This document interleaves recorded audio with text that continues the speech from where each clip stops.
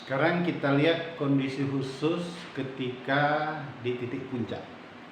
Satu, benda di titik puncak ya akan memiliki kecepatan pada sumbu X yang besarnya konstan, yaitu apa? V0 cos alpha. Itu kalau pada sumbu X. Sedangkan pada sumbu Y, ingat tadi V0 Y karena semakin ke atas, ketika bergerak ke atas mengalami perlambatan. Logikanya gini, kalau benda mengalami perlambatan, maka satu saat nanti kecepatannya gimana? Akan 0 ya. Bayangkan gini, mula-mula V0-nya 10, diperlambat 8, berkurang 6, 5, 3, 2, 1, 0 ya. Nah, artinya ketika sampai di titik puncak ya, komponen kecepatan pada sumbu Y ini nanti bernilai 0. Kenapa? Karena pada sumbu Y benda mengalami perlambatan. Sehingga karena mengalami perlambatan, satu saat nanti kecepatannya akan 0. Kondisi itu terjadi ketika benda berada di puncak. Itu yang pertama. Nah, sehingga kalau ditanya berapa kecepatan benda pada saat di puncak, karena rumus kita adalah Vx kuadrat ditambah Vy kuadrat, kebetulan Vy-nya bernilai 0, maka V benda pada saat di puncak tinggallah nilai Vx kuadrat. Diakarkan, maka nilainya sama dengan Vx, yang mana Vx tadi apa? V0 cos alpha. Ini yang pertama. Yang kedua, coba harga Vy sama dengan 0 ini kita substitusi ke rumus menghitung kecepatan benda pada sumbu Y yang tadi sudah kita jabarkan.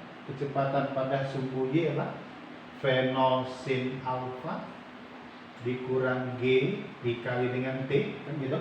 Nah, coba kita substitusi Vy-nya 0.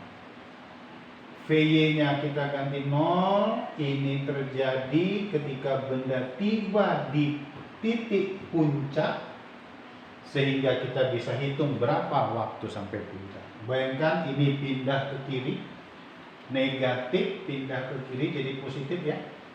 G kali T puncak, tentu nilainya sama dengan V0 sin alpha. Maka kalau kita mau menghitung T sampai puncak, rumusnya apa? V0 dikali sin alpha dibagi dengan gravitasi. Inilah waktu yang diperlukan benda untuk sampai ke titik tertinggi atau puncak dari gerak parabola. Itu yang pertama.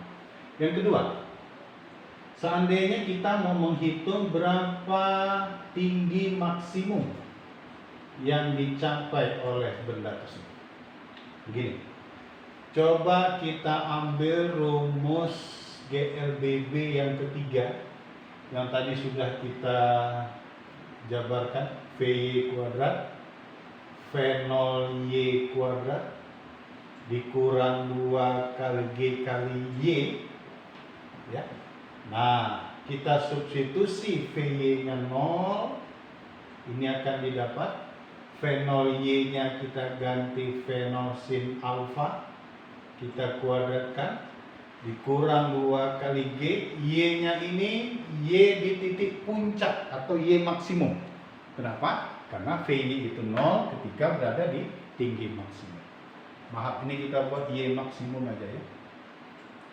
Berarti kalau mau menghitung Y maksimum gimana? Ini pindah ke kiri ya. Negatif pindah ke kiri tentu jadi positif. Nah, kalau V0 sin itu dikuadratkan, V0 kuadrat dikali dengan sin kuadrat alfa, maka jika ditanya Y maksimum, tinggal kita bagi 2G kan gitu. Maka akan diperoleh V0 kuadrat dibagi 2G dikali dengan sin kuadrat alfa. Mirip dengan tinggi maksimum. Benda dilempar vertikal ke atas, tapi dilempar vertikal ke atas sinnya nggak ada. Yaitu apa? V0 kuadrat dibagi 2G dikali sin kuadrat alfa. Inilah kondisi khusus yang kedua, menghitung tinggi maksimum. Nanti setelah ini kita akan lihat bagaimana rumus menghitung jarak mendatar maksimum dan waktu yang diperlukan benda ketika sampai atau mencapai jarak maksimum.